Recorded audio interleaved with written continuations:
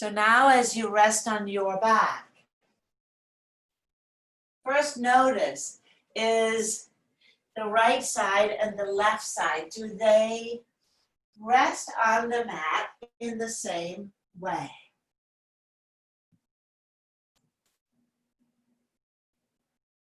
Are you laying on your sacrum? Or are you laying more down towards the tailbone? So how much space do you have behind your back? That might suggest that forward tipping, the anterior tipping of the pelvis. On the opposite, if your low back is completely flat, you may have more of a posterior, a back tucking. How about your head? Just examine, should I slide a blanket under my head? Maybe. If the chin is pulling away from the chest and your gaze is more towards the back, support the head so that we don't create more tension in the neck.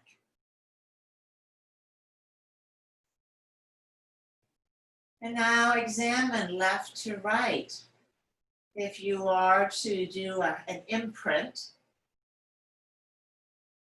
are they mirror images of one another, or do you have more real estate touching one side than the other? So that was that sideway shifting that we were examining. So all of these are clues to where there is some tension, some tightness, some holding patterns. So with that data, let's get to work. Slide the knees up. Place the hands on the lower abdomen, and we begin with the diaphragmatic breathing. We need to get the diaphragm moving, as that visually with the fascia attaches to everything in the body.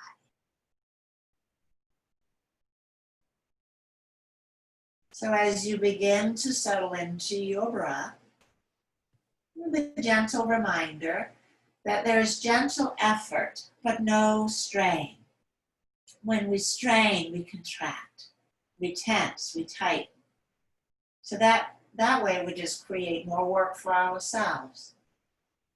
Staying focused on the movement. So the mind will wander off and we just invite it back again and again.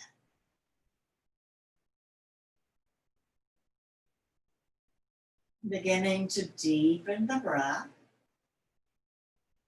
feeling the abdomen expanding.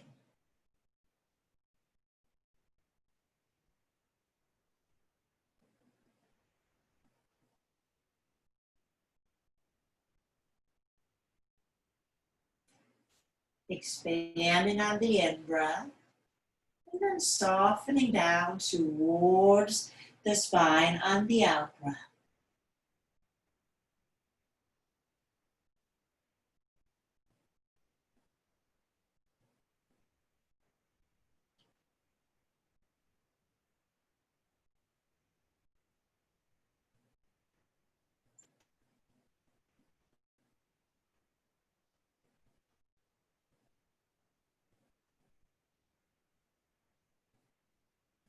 Notice a sensation on the in-breath in your pelvis and in your pelvic floor.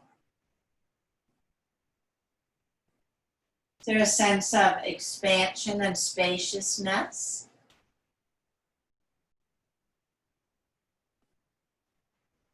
A sense of ease?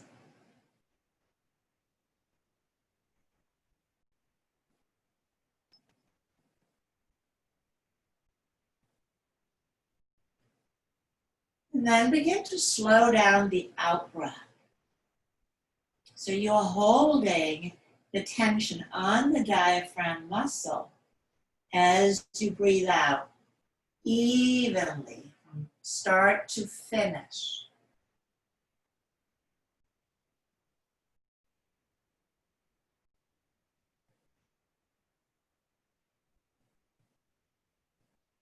So in this way, we are both fully contracting the diaphragm on the in-breath, and then we hold the tone on the muscle as we control the out-breath.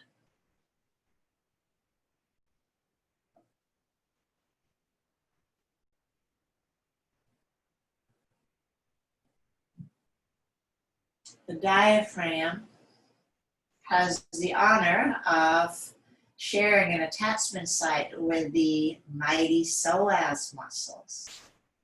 And since the psoas crosses through the pelvis, connects spine to legs, if there's an imbalance in one, there's going to be an imbalance in the other.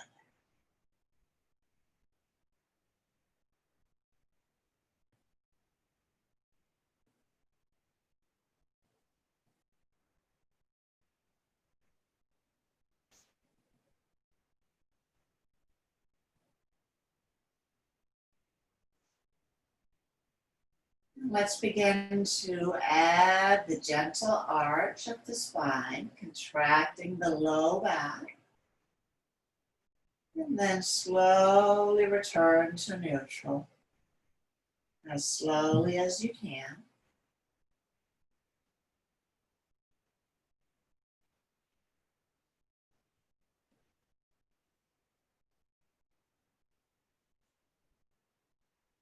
And then giving yourself the gift of space with a buffer breath so that you know you have completely unloaded the muscle before you contract again.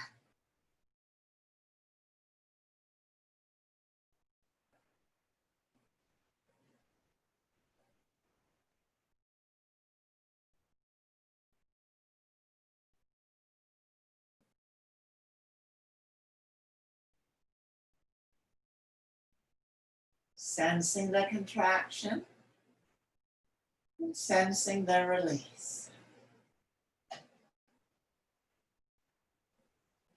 Next time you return to neutral, you'll take a breath in here for nothing, and we'll flatten, hollowing out the belly. Hold the abdomen in and up.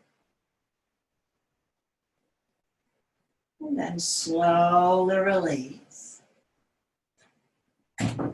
Buffer breath.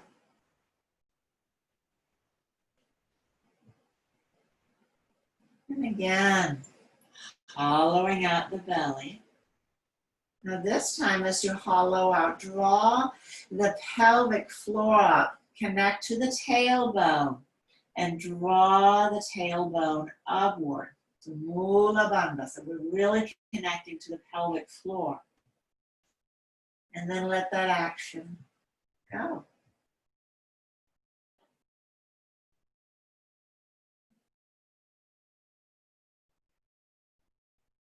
Let's do it one more time. The tone of the pelvic floor directly affects the integrity and the stability, what Dr. Keller calls tensegrity, of the whole communication system. And it is, in many disciplines, a sort of foreign country. We're not going to go there.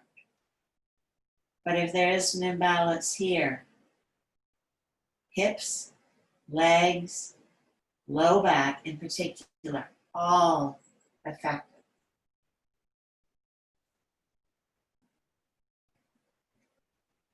Next time you return to neutral, take a buffer breath, and then let's begin to combine. Arching on the in-breath, low back contracts, lifts away. And we float back, riding the wave back. Take a breath in for nothing. It's a diaphragmatic breath. It's a full breath. And then exhale, flattening with the pelvic floor, tailbone, a sense of grabbing your tailbone and drawing it up, drawing it up. So you're going to find a little bit of what's in yoga is called ashwini, mudra. Ashwini mudra is the contraction of your rectum.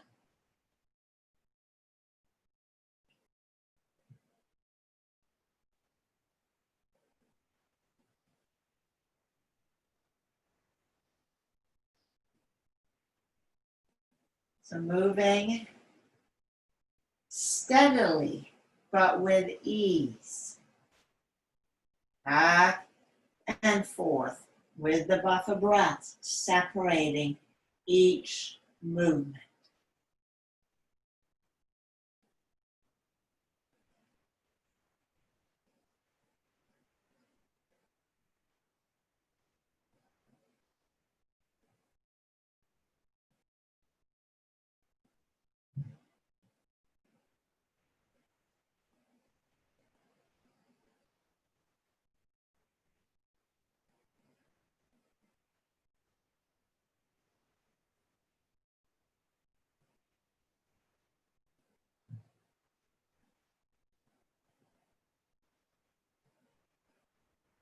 And the next time you return to neutral,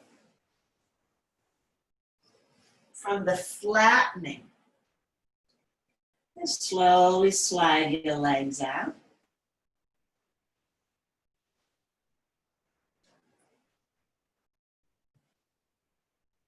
And pause, sense and pause. Sense the energy across the pelvis. Sense your legs, your low back, and the belly.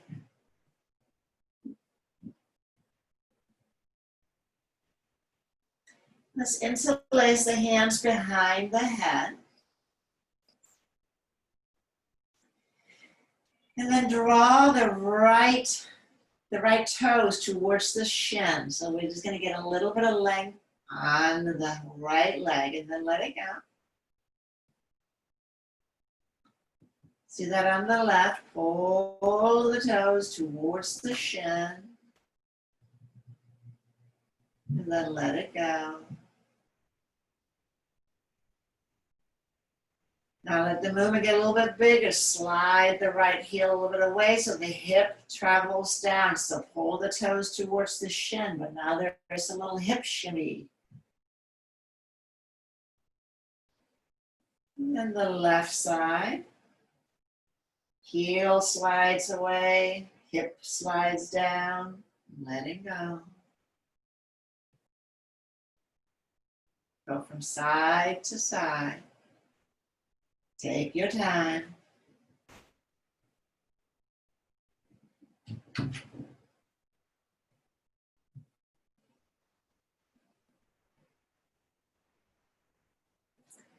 And sensing how the pelvis here is part of your leg movement. Sliding one heel down. Let it come back. Exhale. And inhale, the other heel goes down. And then next time you are on the right, slide the right heel down and then the right elbow back. So now we're getting the whole side seam. And sliding back. Other side.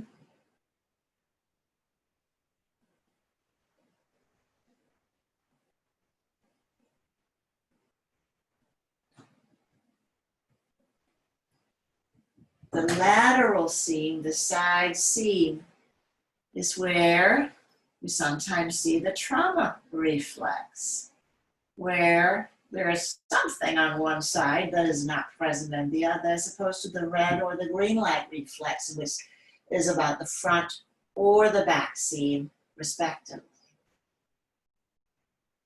So as you slowly slide from side to side, is one side easier?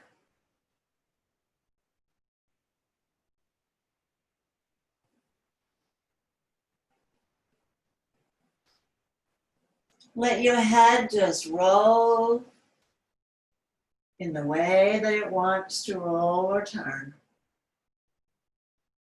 Notice if you're holding anywhere.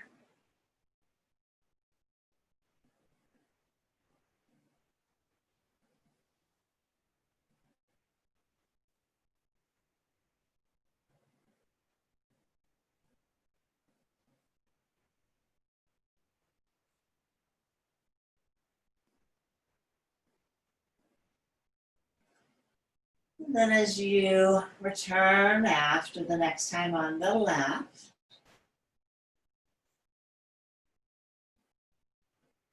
relax the hands from behind the head. Pause. Notice the center C, Majja, midline. Maybe there's a sense of widening across the midline so it's doesn't feel quite so tight or restricted. Slide the right arm up. You're going to roll onto the right side.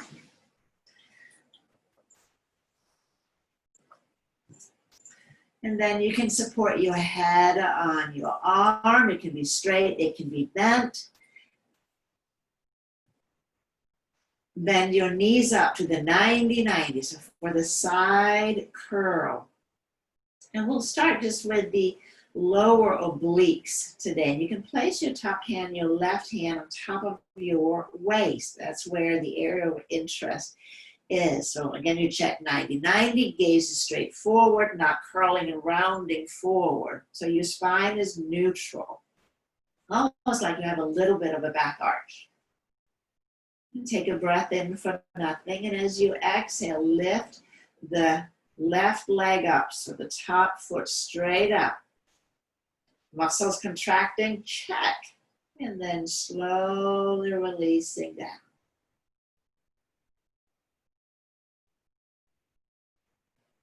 Take a buffer breath, everything cools.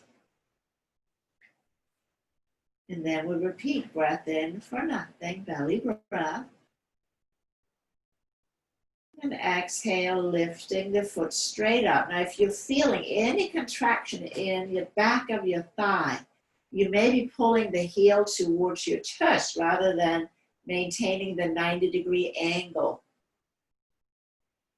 So that might be an automatic reflex in your body if the waist is not firing. The hamstring says, dude, I'll help you out, but you're going to have to change position a little bit. Yes, I see you nodding, Genesis, like, yeah. The body is very helpful. One area is not showing up to the party, another says, well, I'll go.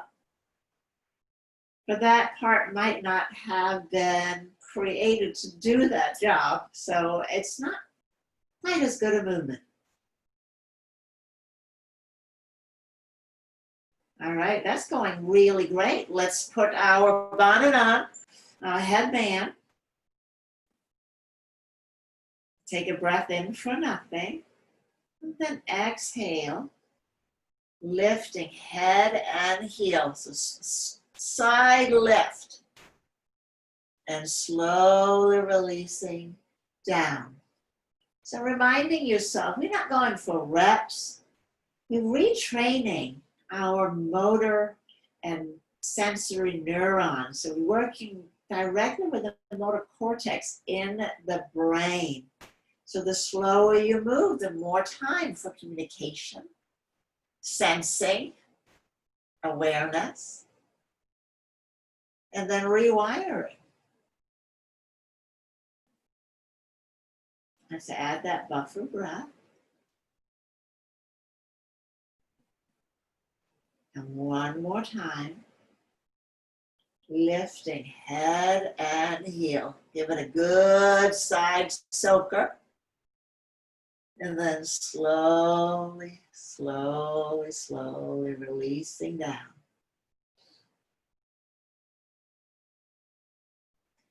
And then release the arm from around the head. Bend the knees up, pull the heels in a little bit closer to your tush now. So you're losing the 90-degree angle at the hips. It's coming down to maybe a 120-degree-ish. For the clamshell, place your hand on your outer hip. your outer rump, so to speak. So this is the gluteus medius. It is also your piriformis, tight boogers. So now just as you inhale, we're just going to lift the top knee up and feel these muscles engaging. They are the rotators. And then slowly releasing down. And pay attention to that you stay right up on your right hip, that you're not rolling onto your back body to help lift the leg. That would be another compensatory movement pattern. Pause, buffer breath. When you're ready, we lift again. Feel the muscles firing. Check there is a connection. And then we slowly release. Now notice those jumps and jitters. That's where the communication is a little sketchy, a little garbled.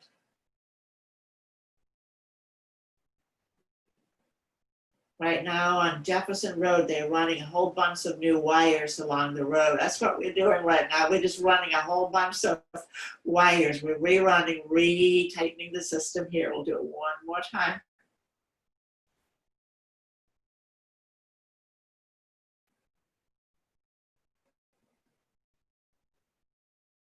Now, what's going on in your right hip as you lift the left leg? Is it trying to help out?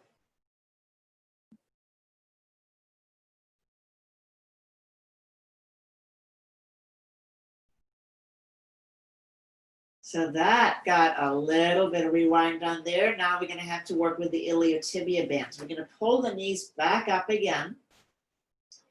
The iliotibia band is, I don't know why. Well, I know it's because of the hip anatomy for women. Postmenopausal, this can become a real issue. Hip pain, and that's because this band, this tendon that attaches from the pelvis down below the knee, if that gets really tight, it squeezes the living daylight out of the little bursa on the hip, and then we hurt. So you're going to straighten the top leg out,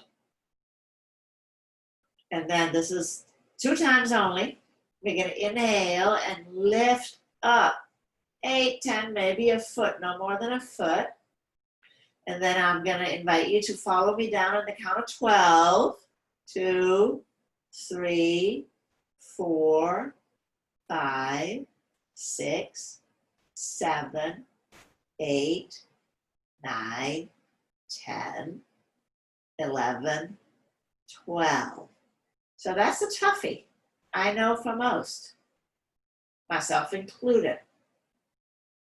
We're going to take a buffer breath here. Let everything cool. Let everything cool. Did you get some grippiness on your right side? Can you sit out right side? You're on vacation for a little bit longer. So we're just going to do the left again one more time. On the in-breath, lifting. Lift from your left hip. Your left hip does the work. And then 2, 3, 4, 5, 6, 7, 8, 9, 10, 11, 12. Woo. And we have made landfall. Slowly come onto your back again.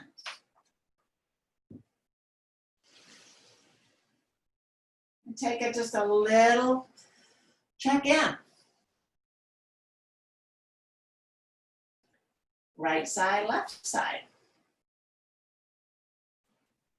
Maybe the left side just lays just a teeny bit flatter.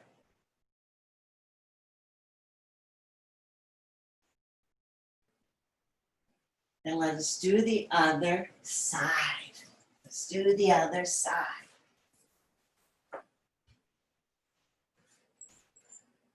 So bending up 90-90. Check, check. Head well supported. Pillows, arms, small animal, whatever's available. And then let's place a hand on the hip. So you're right up on your left hip, but are you collapsing the spine? Can you keep the hip stacked one on top of the other? And when you're ready, take a breath in for nothing. And then exhale, lift the right foot.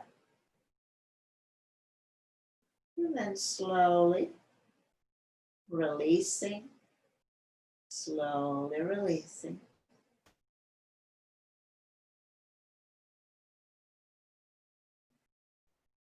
So feel the waist. So the waist is where the muscle is, not the hip. Yes, the waist.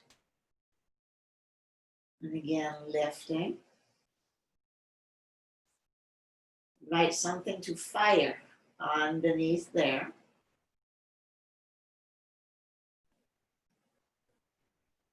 Is it firing?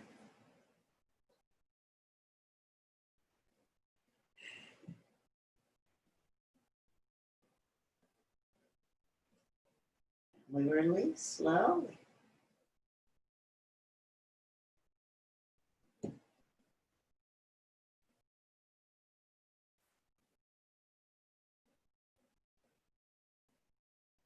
Pulling, letting go. Breath in for nothing. And away we go. Third one.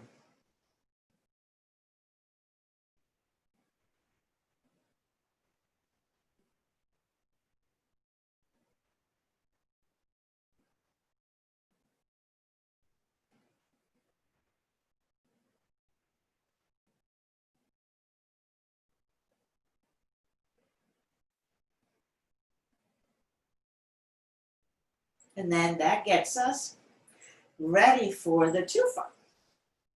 The external obliques, the rib cage, and the internal, the waist. Take a breath in for nothing. When you're ready, exhale, up we go.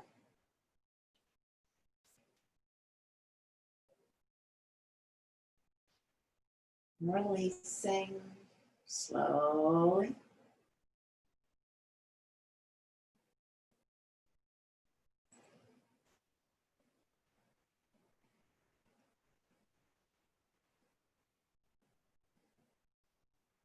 Buffer breath.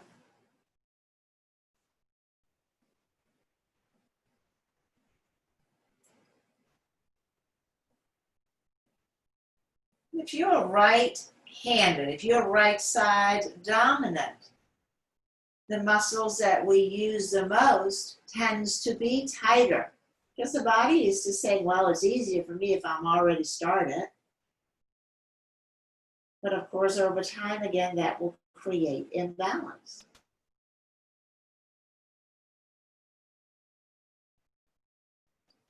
Do it one more time. I hear this often. Why are all my things on the right side or all my things are on the left side? That's why. At least that's one of the reasons.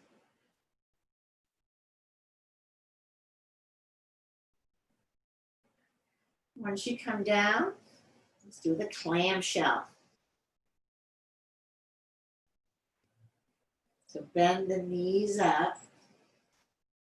So draw the heels towards the tush, heels towards the tush, so that your knees are not quite as high for this one here.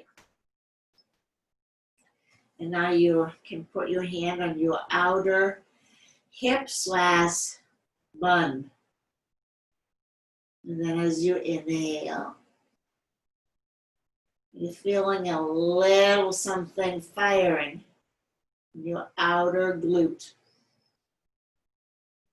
So not the big glute, not the big guy, but gluteus medius, piriformis, and a little bit of gluteus minimus.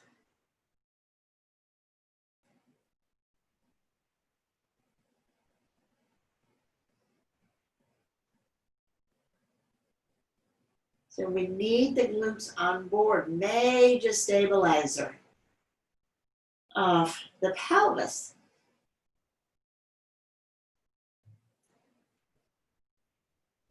And if we're not using our glutes, what are we using for stability?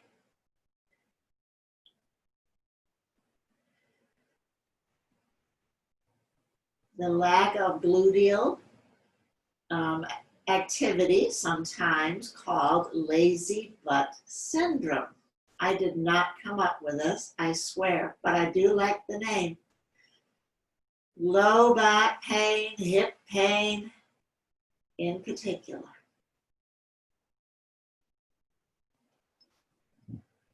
One more time.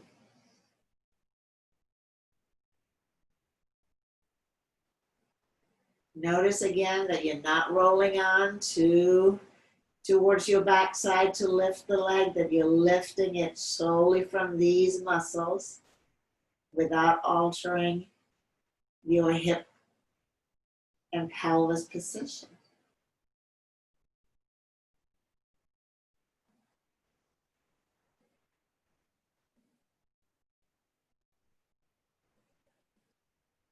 Everything pulls. And then we return now to the big Lebowski. Pull the knees back up again, 90-90, sitting in that very straight back chair. And the vision that always comes to my mind is like I'm sitting in a church pew. Very proper. So maintain a little bit of a back bend. Keep the hips stacked one on top of the other. And then when you're ready, inhale, lift. 8, 10, maybe 12. But remember, sometimes we initiate, but we don't actually execute. We get the muscles firing. So if there is pain, back off, back off. So you teach your body to move in a pain-free range of movement. This is huge.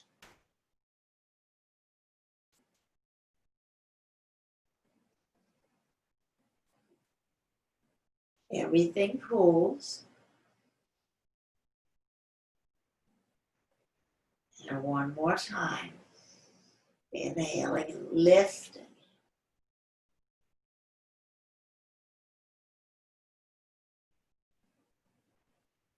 And slowly,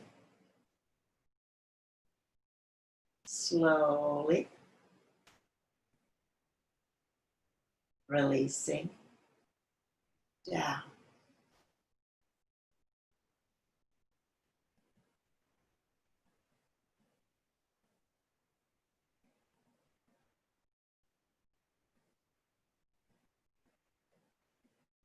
When you're ready, I didn't count you down on this one. I know, my bad.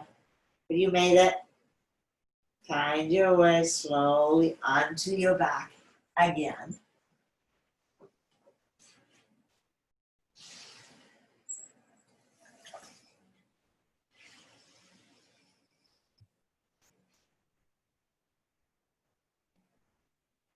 So much space in there.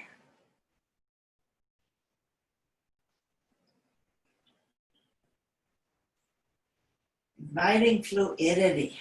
Bend up the knees again.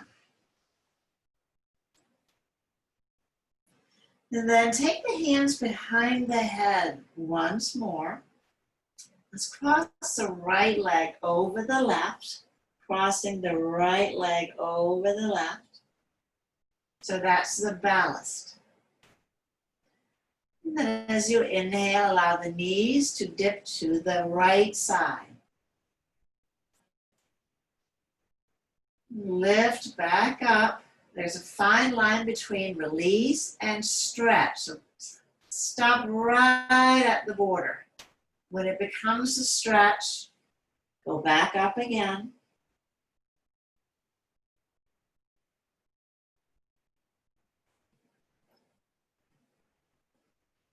What is releasing as you go down? And what muscles are pulling you back up? How do you bring the legs back up again?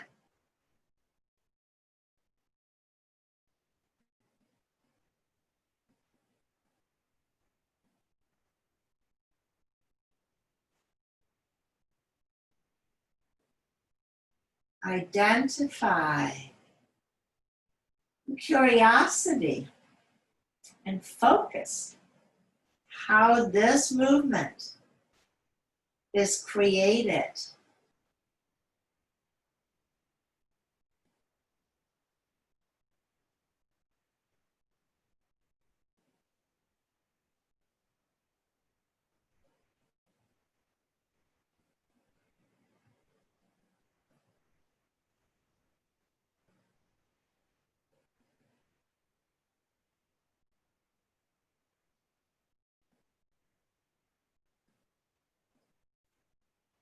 Next time you come up, let's switch. Go to the other side.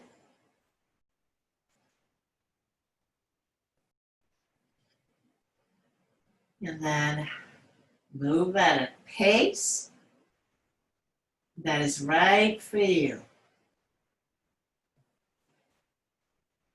The tortoise, not the hare.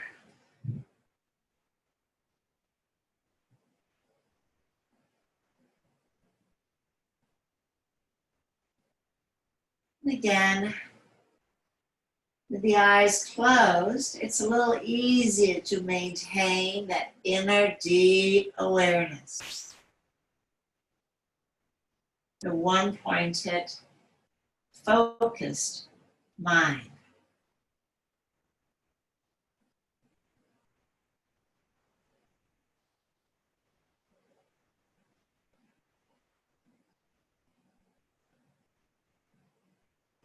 How does this side feel compared to the other side?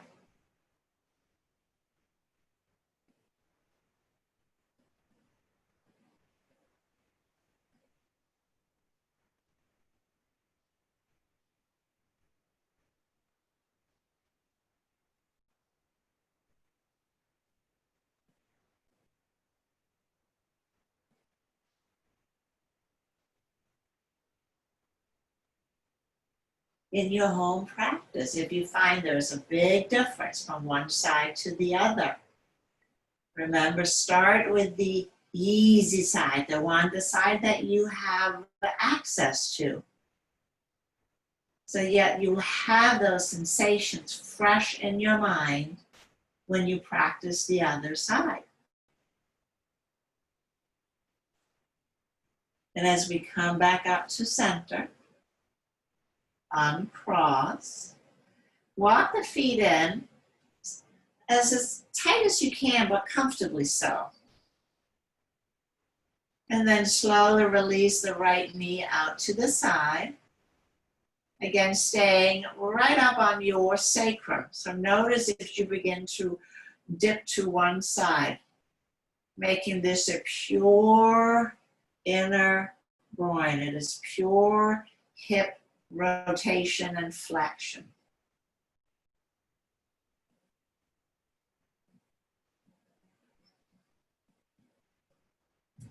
So we just want to get a little bit of a head start on our next movement.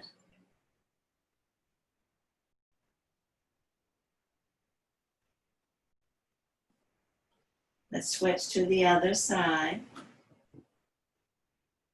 Left knee, just lower the knee down, lifting it up.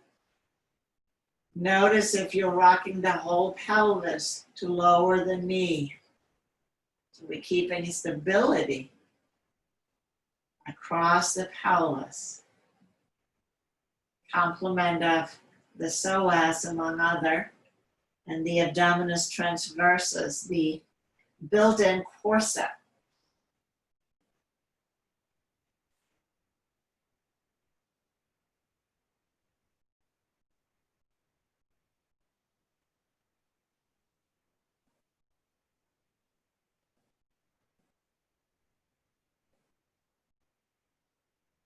And as you come up, and slowly straighten the legs long. We could spend all day here working the pelvis because there are so many things in there. But next, let's take the arms out to the sides.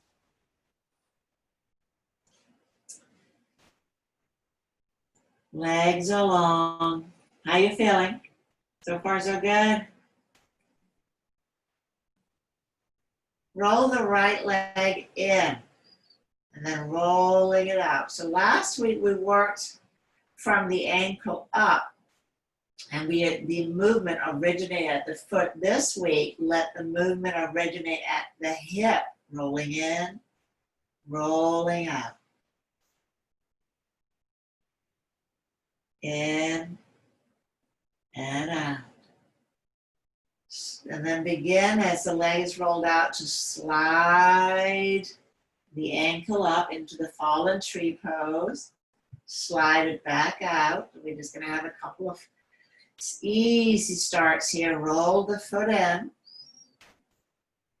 Rolling it back out. Sliding it up, maybe a little bit higher. So gentle effort, but no force.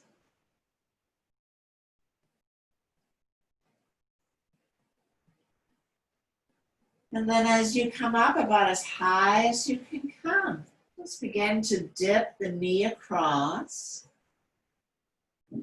Now the hip lifts up, so there's a little bit of an arch. And then releasing back. Knee drops out to the side. Slide it long.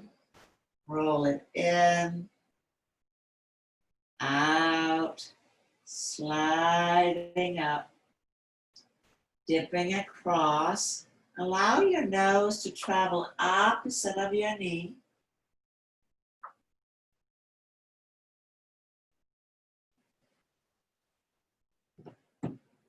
So that we get an whole spinal integration. We'll add the last little bit of juice. As you dip the knee across, pull your right shoulder blade firmly towards the spine. And then letting it go. Knee releases back out. Roll the leg in and out. So there's a lot of stuff going on in this movement here. As you dip across, hips lift, shoulder blades pulls to the spine, and then everything releases back out. Let's do it one more time.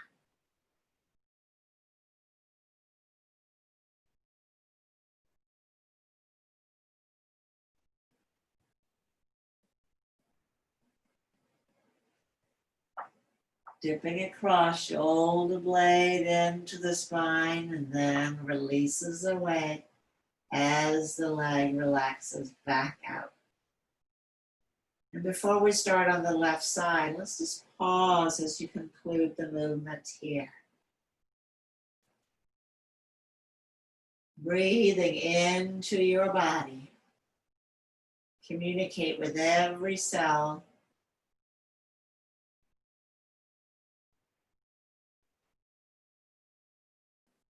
I think we're ready to start the other side. Roll the left leg in and out. So internal, external rotation at the hip. Now we're lubricating that thick band that holds the head of the femur securely in place.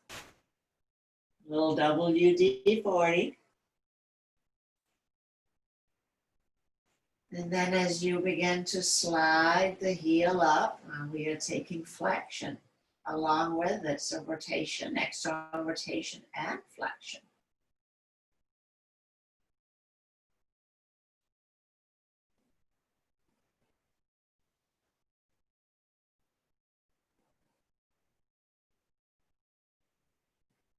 Just let the tree build up slowly and easy, not in a hurry.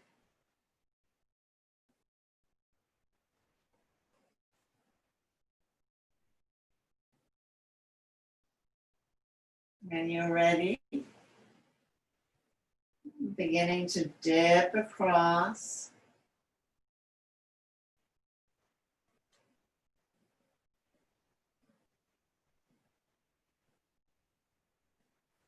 Returning back home. Sliding back out.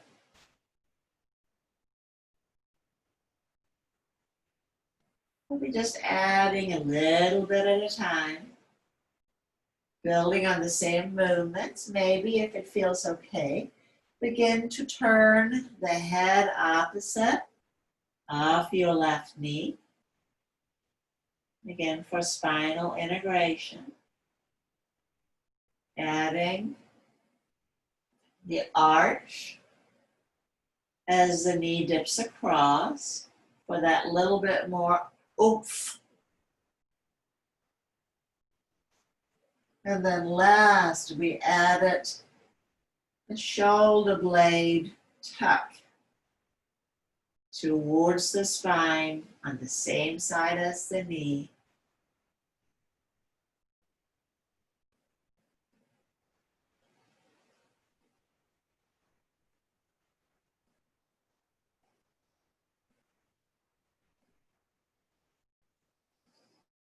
Make it like swimming.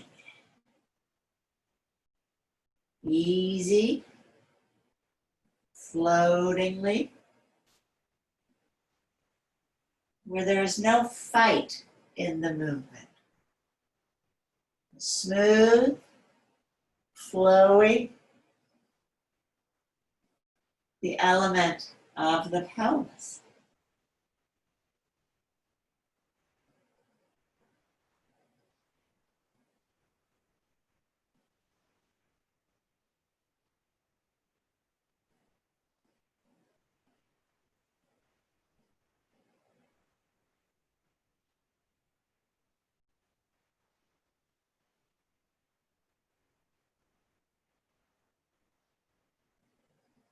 Let's do one more.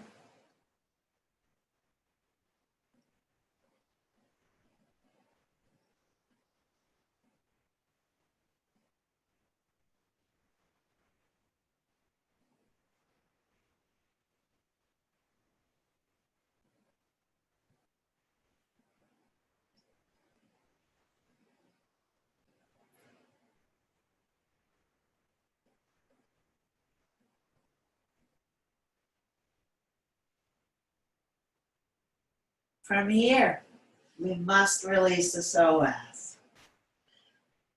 Let's bend up the left leg, bending up the left leg.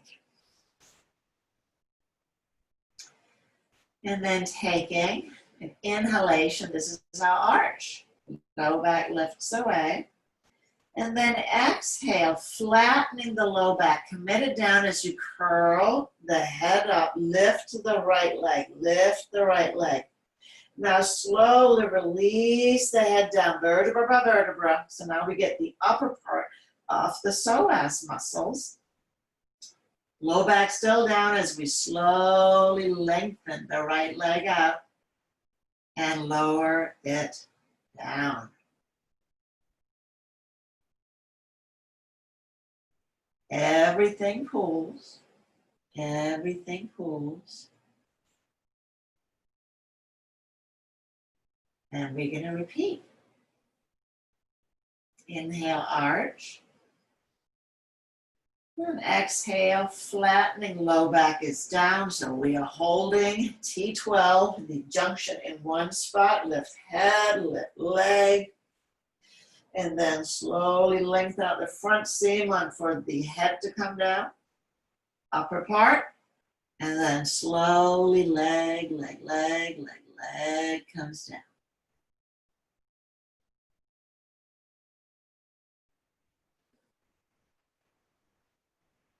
Pull, pull, pull, switch.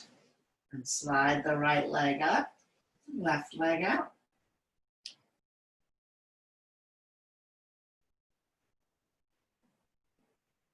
When you're ready, arch. Exhale, flattening, curling up, head and leg, head and leg. Slowly releasing down. Leg second, low back flat. Flat, flat, flat, flat. So we get the length back on the lower part of the psoas through the pelvis and the upper thigh bone. Everything pulls.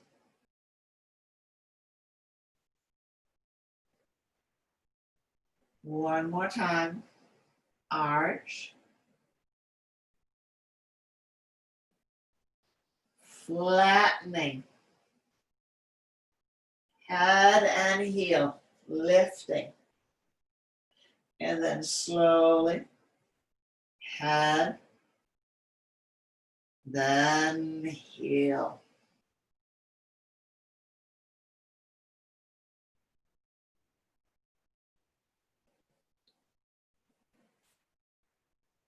Straightening out both legs. We got just one movement left. Because we have to address the glutes. So you'll bend up the knees again, bending up the knees again. And placing, like rolling the shoulders to the mat, so the shoulder blades cross together, but then turn the palms to face down, turn the palms to face down. So I'm both externally rotating my shoulders, but then I internally rotate my forearms. It's a nifty little design feature that we have. We can't do that in the legs. That would look funny, but we can do it in the hands. You imagine if you could just turn your lower leg around and start walking in a different direction without turning the upper body, but we can't. Now, let's get the glutes and the hamstrings in one fell swoop. As you inhale, let's press up into bridge pose, pressing up into bridge pose. That's more like inclined plank, so don't think so much about the back then. Press the shoulders down, lift the hips, lift the hips. Now dip the heel down into the mat and then pull them towards you. You feel the hamstrings firing. And then give your glutes a big old hee-haw squeeze, lifting, squeezing. And then let's begin to release down. So the glutes and your hamstring work as a very well-oiled pair in hip extension. When we take the legs behind the line. And for that to happen, well, the psoas has to be released. If that's stuck, there's not going to be any hip extension. We're going to do it one more time. One more time.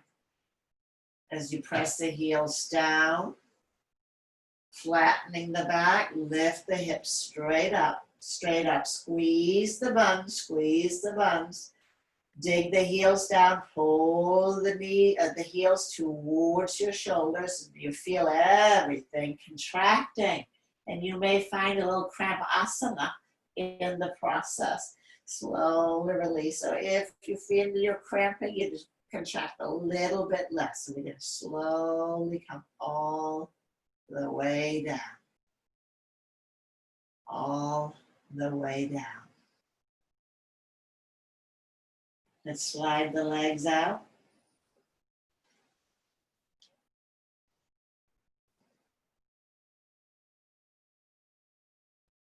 Everything pulls.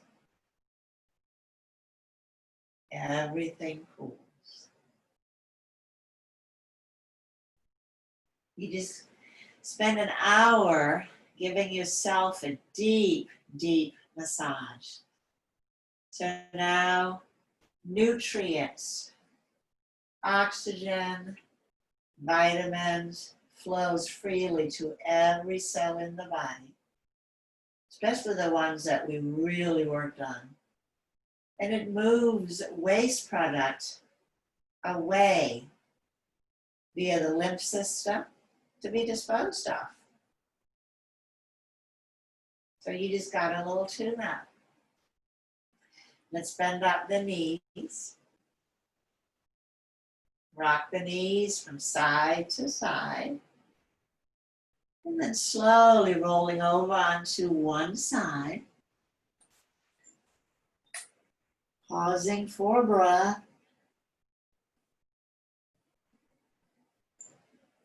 And then pushing up when you're ready. And I invite you to come all the way up into standing. So we'll bookend it from where we started. Come up slowly. We have been down for a while.